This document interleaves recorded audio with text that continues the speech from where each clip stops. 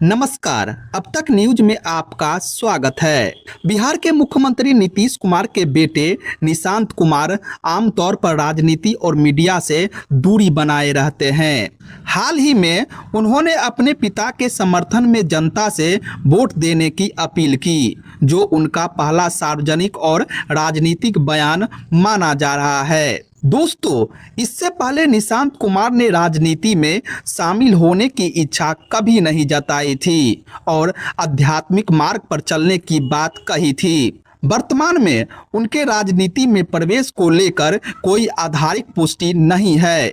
जदयू के वरिष्ठ नेता श्रवण कुमार ने कहा कि राजनीति में आना या न आना निशांत कुमार की अपनी इच्छा पर निर्भर है। वहीं निशांत कुमार की निजी जीवन के बारे में बात करें तो वे पेशे से इंजीनियर है और उन्होंने बेंगलुरु से अपनी शिक्षा प्राप्त की है। वह अपने निजी जीवन को सार्वजनिक जीवन से दूर रखते हैं और राजनीति में सक्रिय भूमिका निभाने की अब तक कोई घोषणा नहीं की है। दोस्तों, निशांत कुमार की राजनीति में आने को लेकर अभी तक कोई स्पष्ट संकेत तो नहीं है और यह पूरी तरह से उनकी व्यक्तिगत इच्छा पर निर्भर करता है। दोस्तों, वही जीतन राम मांझी की बात करें तो उनके कुछ बयानों ने राजनीतिक गलियारों में खलबली मचा दी है। पशुपति पारस और जीतन राम मांझी दोनों ही बिहार की राजनीति में महत्वपूर्ण चेहरे हैं और दोनों ने अपने अपने राजनीतिक कैरियर में कई बार गठबंधन और निर्णय बदलने की प्रवृत्ति दिखाई है। पशुपति पारस ने चिराग पासवान से अलग होकर अपनी राजनीतिक राह चुनी, जिसका असर उनके जनाधार और पार्टी की साख पर पड़ा है।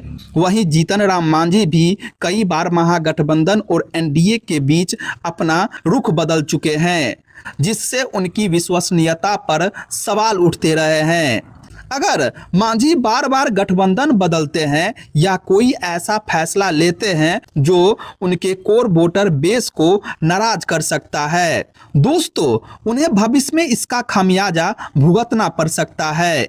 बिहार की राजनीति में दलित और महादलित वोट बैंक काफी महत्वपूर्ण माना जा रहा है और मांझी की स्थिति इस वर्ग में मजबूत रही है, लेकिन बार बार पाला बदलने से उनकी राजनीतिक जनाधार पर असर पड़ सकता है, जैसा कि पशुपति पारस के साथ हुआ जब एलजेपी के पारंपरिक वोटरों में भ्रम की स्थिति बनी। अगर मांझी ठोस रणनीति के बिना फैसले लेते हैं और अपने जनाधार की अपेक्षाओं को नज़रअंदाज करते हैं तो उन्हें आगामी चुनावों में नुकसान उठाना पड़ सकता है। हालांकि अगर वे सही समय पर सही गठबंधन का चुनाव करते हैं और अपनी छवि को मजबूत बनाए रखते हैं तो वे अपनी राजनीति स्थिति को सुरक्षित रख सकते हैं। वैसे इस खबर पर आपकी क्या राय है? कमेंट बॉक्स में जवाब जरूर दें और चैनल को सब्सक्राइब करें।